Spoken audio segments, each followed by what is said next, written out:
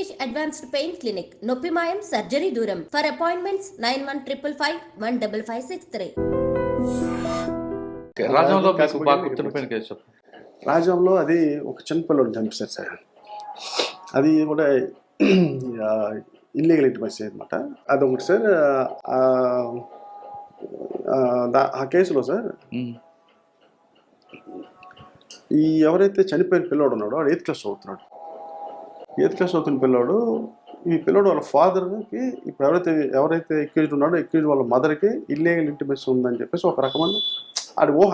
ఎక్కడ సంతబొమ్మ లెవెల్ది? కొండవూరు వంగర కింద రాదు సార్, మనకి సంతకౌటి కింద వస్తుంది.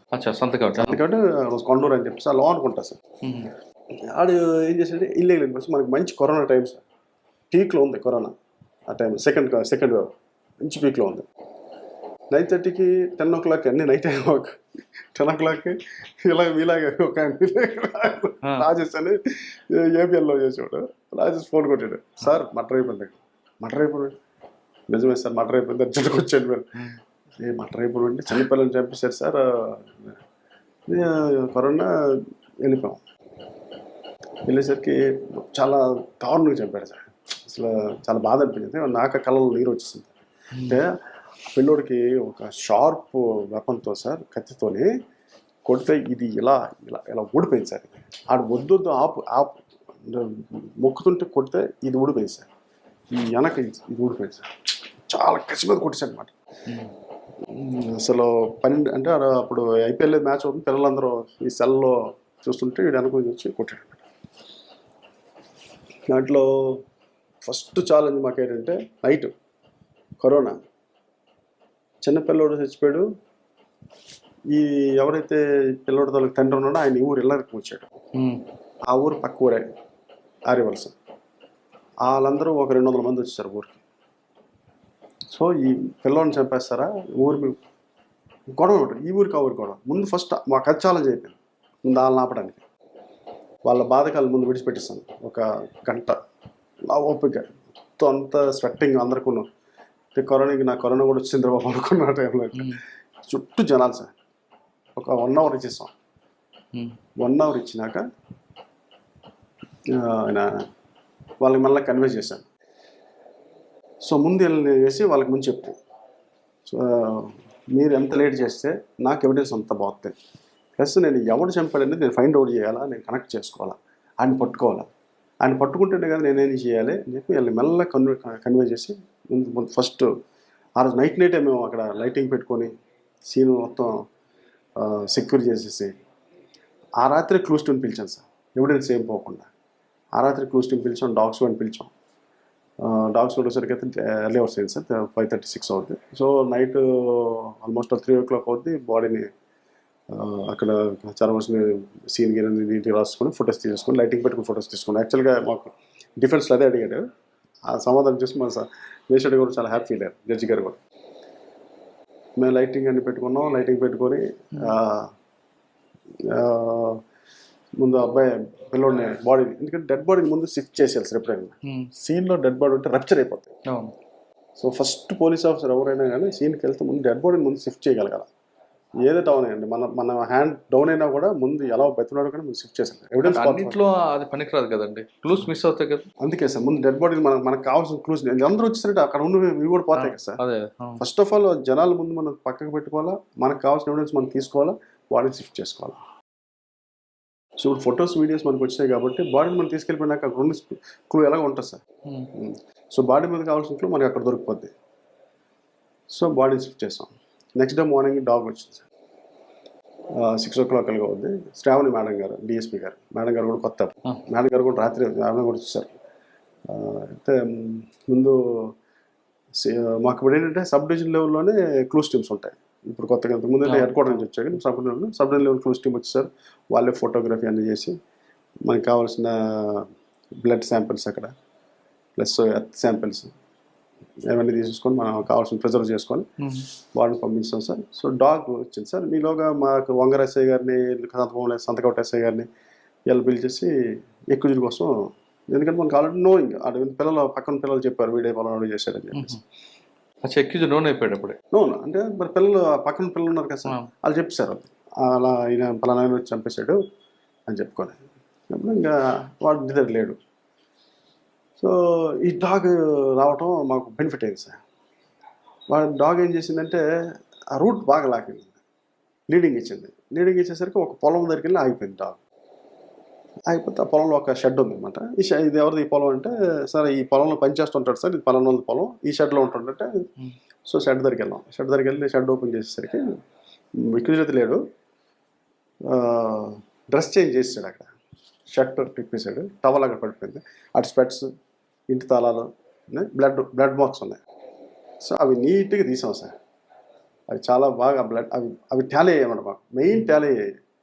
ఆ షర్ట్ మీద ఉన్న టవల్ మీద ఉన్న బ్లడ్ మార్క్స్ని తీసి మనం ప్రిజర్వ్ చేసి వెంటనే ఎఫ్ఎస్ఎల్కి పంపించాం. ఈలోగా నెక్స్ట్ డే మార్నింగ్ ఆడేం చేశాడంటే, సో పోలీసులు నాకు యాడే పట్టుకుంటారు, పారిపోవడం కూడా ఇంకేం ఛాన్స్ కూడా లేదు. వాడు సూసైడ్ అటెంప్ట్ చేశాడు ఆ ఊరికి కొంచెం దూరంలో ఒక చెరువు దగ్గర. జస్ట్ బెదిరించాడు. పురుగుల మంది తాగాడు. పురుగుల మంది తాగి రోడ్డు మీదకి వచ్చాడు. రోడ్డు మీదకి వచ్చేసరికి ఈలోగా ఆ రోడ్డు మీద ఉన్న వాళ్ళు ఫోన్ చేస్తే వెళ్ళి ముందు ఆయన తీసుకెళ్ళి హాస్పిటల్ జాయిన్ చేసాం. హాస్పిటల్ జాయిన్ చేసిన తర్వాత అక్కడ ఎస్ఐ గారు ఒకరికి మీరు సెక్యూర్ చేసుకుంటే ఇంకా మనం అదుపులోకి తీసుకోలేదు కదా సార్. అంటే మన దగ్గర రికార్డెడ్ ముద్దాయి కాదు, సస్పెక్ట్. సో మనం అక్కడికి వెళ్ళి లోనికి వెళ్ళి మనం చేసేది ఏం లేదు. అక్కడ పెట్టేసి ఎస్ఐ గారికి మీరు వంగరేశ్ఐ గారికి మీరు అక్కడ ఉండండి, ఆడ ఎప్పుడు డిశ్చార్జ్ అయితే అప్పుడు తీసుకొచ్చాను స్టేషన్ గారి. ఈలోగా మనకి ఇక్కడ వలస కార్యక్రమాలు అయ్యాయి. ఈ ఎఫ్ఎస్ఎల్కి పంపించాం. ఆడలోగా 2 days తర్వాత రిలీజ్ డాక్టర్ గారు డిశ్చార్జ్ చేస్తూ ఉన్నారు. అరెస్ట్ చూపించి జైలుకి పంపించాం సార్. సో ఈ టవల్ మీద ఉన్న బ్లడ్ మార్క్స్, పిల్లోడి తాలూకు బ్లడ్ గ్రూపు, ఈ రెండు సార్ అంటే విత్ ఇన్ మనం ఏంటంటే 102 days 104 days మన సెల్ ఇంకా ఉంటుంది సార్. బ్లడ్ సెల్ చచ్చిపోతుంది. సీరం టాలీ అయిపోయింది సార్. బ్యూటిఫుల్ ఎవిడెన్స్ అనమాట, సైంటిఫిక్ ఎవిడెన్స్ అన్నారు కదా ఇందాక. సో రెండు ఎవరైతే విక్టిమ్ బ్లడ్, ఎక్యూజ్ తాలూకు టవల్, రెండోది టాలీ అయిపోయాయి. ఎక్యూజ్ టవల్ ఆడి ఎలా వాడింది అనగా వాళ్ళ ఇంట్లో వాళ్ళ కోడలు ఉంది, మా మామయ్య గారి టవల్ అని ఆమె సాక్ష్యం. ఇది మా మామయ్య వాడుతాడండి టవల్. అది దొరికింది ఎక్కడ, సీన్ ఆఫ్ డిఫెన్స్ ఆడ పొలం, పడుకుంటా పొలం. లింక్ మిస్ అవ్వలేదు సార్. అక్కడ ఎందుకు చంపాడట పిల్లాడిని అంటే అనుమానం, వాళ్ళ వైఫ్ని వీళ్ళ ఫాదరు సెక్సువల్ జెల్సీ అనమాట. ఫాదర్ ఏదో ఉన్నాడు అని చెప్పేసుకొని వాళ్ళ ఫాదర్ని ఏమనలేక ఈ పిల్లల్ని చంపేశారు. వాళ్ళ వైఫ్ ఏముంటుంది అది లేదు సార్. యాక్చువల్గా వాళ్ళు పక్క ఇల్లు. సో పెద్దోళ్ళు సార్ యాక్చువల్గా. అంటే వీడికి డౌట్ ఇది అంతే. వీడికి పిల్లలు, వీడికి మనవాళ్ళు ఉన్నారు. సో అది జెల్సీ సార్, యాక్చువల్గా సెక్సువల్ జెల్సీ. దీని మీద వైఫ్ కన్విక్షన్ వచ్చిందండి. కన్విక్షన్ వచ్చింది సార్. అదే మీకు చెప్తా, కన్విక్షన్ వచ్చింది. కన్విక్షన్ వస్తే ఆయన మళ్ళా దీన్ని హైకోర్టులో వేసి రీఎగ్జామినేషన్ మళ్ళీ అడిగాడు. అందరు రీఎగ్జామినేషన్కి ఎలాగవుతారు, నీకు ఐఓ ఒకటికి వాళ్ళు మళ్ళీ మొత్తం నేను చేయలేని మినిస్టర్ గారు మనకి కొరి చేశారు. సో మళ్ళీ ఐఓకి రీఎగ్జామినేషన్ నాకు మళ్ళీ పిలిచారు సార్. రీఎగ్జామినేషన్ కన్విక్షన్ వచ్చింది ఆల్రెడీ, మళ్ళీ రీఎగ్జామినేషన్ అనమాట. సో ఫస్ట్ క్వశ్చన్స్ ఏంటంటే, మనం ఎందుకు ముందు చెప్పిన లిస్ట్ అంతా ఉంటుంది కదా సార్, నేను ఏమైతే ఎవిడెన్స్ డిపాజిట్ చేశానో సో ముందు ఉంది, అది నేను చూసుకున్నాను. నాకు ఇది టోటల్ క్రైమ్ మొత్తం ఇన్వెస్టిగేషన్ అంతా నాదే, ప్రతిదీ కూడా ఎక్కడ పొల్లు పోలేదు కాబట్టి నాకు ఐడియా ఉంది. ప్లస్ మోర్ ఎవరు వీడికి ఇందులో శిక్ష రావాలని చాలా గట్టిగా అంతం పెట్టాం సార్, పక్కా. సో డిఫెన్స్ లాయర్ ఒక 2 క్వశ్చన్స్ అడిగాడు సార్. అంటే వాళ్ళు తీసుకున్న లైన్ ఏంటండి? వాళ్ళు తీసుకున్న లైన్ అంటే, ఆయనతో పాటు మేము ఇంకొక 4 అరెస్ట్ చూపించాం కుటుంబ సభ్యులు. ఎందుకంటే ఆ రోజు వేడి ఎలా ఉంటుందంటే, ఇంట్లో అందరిని అరెస్ట్ చేసింది, ఇది పెద్ద తప్పు చేస్తారు సార్. పబ్లిక్ అసలు యాక్చువల్గా చెప్పాలి, పబ్లిక్ చేసి పెద్ద తప్పు ఏంటంటే మెయిన్ అక్యూజ్డ్ మనం వదిలేసి మిగతా వాళ్ళందరినీ తీసుకొచ్చేస్తాం, వాళ్ళు పడిన పేర్లను పెట్టేస్తారు. దానివల్ల ఏమవుతుంది సార్, ఎవిడెన్స్ పోతే మెయిన్ అక్యూజ్ మీద కూడా పోతుంది సార్. ఇప్పుడు కూడా అలా చేయకూడదు సార్, అది చాలా హెడ్ఏక్ అది. సో ఈ మిగతా వాళ్ళ మీద ఎవిడెన్స్ మనం ప్రూవ్ చేయలేము సార్. డిఫెన్స్ ఏం తీసుకున్న లైన్? డిఫెన్స్ లైన్ ఏం తీసుకున్నారంటే, మీరు ఆయన్ని ముందే మీ అదుపులోకి తీసేసుకున్నారు, మీరు మీ అదుపులోకి తీసేసుకొని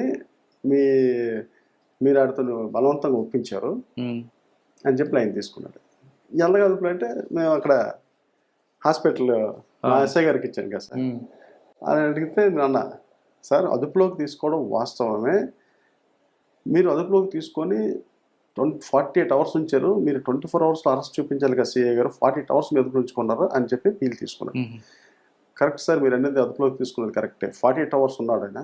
48 అవర్స్ ఎలా ఉన్నాడంటే, నేను విక్టిమ్కి ఎంతైతే నేను మెడికల్ ఎయిడ్ ఇవ్వగలను, సేమ్ యాజ్ ఎక్యూజ్డ్ కూడా అంతే నేను ఇవ్వాలి. Primary suspect. So primary suspect అంటే అతనికి ముందు నేను మెడికల్కి తీసుకెళ్ళి మెడికల్ చేశాను.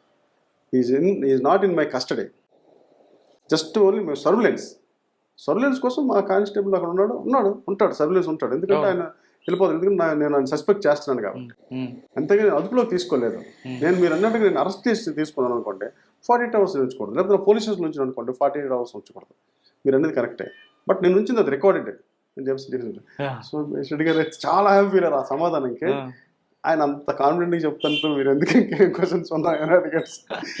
ఇంకేం అడగలేక, లేదు టేబుల్ ఇన్వెస్టిగేషన్ ఒక మాట ఉంటుంది సార్, టేబుల్ ఇన్వెస్టిగేషన్ చేసేసారు మీరు, అది మా క్లయింట్ ఒకటి మిగతా నలుగురిని విడిచిపెట్టి మిగతా నలుగురి మీద అప్రూవ్ అవ్వలేదు, మా ఊడి మీదే మీరు కావాలని చేశారు, ఇది అసలు ఫాల్స్ కేసు అని అంటే, ఫాల్స్ కేసు అవ్వడానికి ఛాన్స్ లేదండి సార్.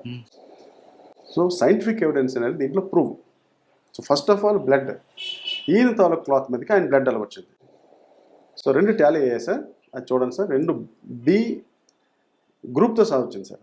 కరెక్టే సార్, మీరు టెక్నికల్గా సైంటిఫిక్గా ప్రూవ్ చేశారు, కానీ మోటివ్ ప్రూవ్ చేయలేపారు కదా. మోటివ్ మనం ప్రూవ్ చేయడానికంటే అనుమానం అనేది ఉంది కదా సార్, అనుమానంతోనే చంపాడు అనేది మనకి. సో వీళ్ళిద్దరి మంది ఇల్లీగల్ ఇంటిమేషన్ లేదు, రియల్గా లేదు సార్. రియల్గా అంటే ఇంటిమసీ అనేది మనం ఎలా సార్ ప్రూవ్ చేయగలం? అంటే ఆవిడ ఎప్పుడైనా చెప్పిందా హస్బెండ్ నా మీద అనుమానం ఉందని? లేదు సార్, లేదు. వీడు డిసీజ్డ్ ఫాదర్ అని చెప్పాడు ఆవిడ పట్ల? లేదు సార్, లేదు. అంటే పక్క ఇల్లు, మా పక్క ఇల్లు సార్. ఆవిడ మొగుడుతో ఉండదు, ఎప్పుడో పుట్టింట్లో ఉంటుంది, పుట్టిల్లు అనమాట. సో మా ఇంటి పక్కన ఇల్లు, మేము మాట్లాడుతుంటాం సార్ అది అన్నాడు.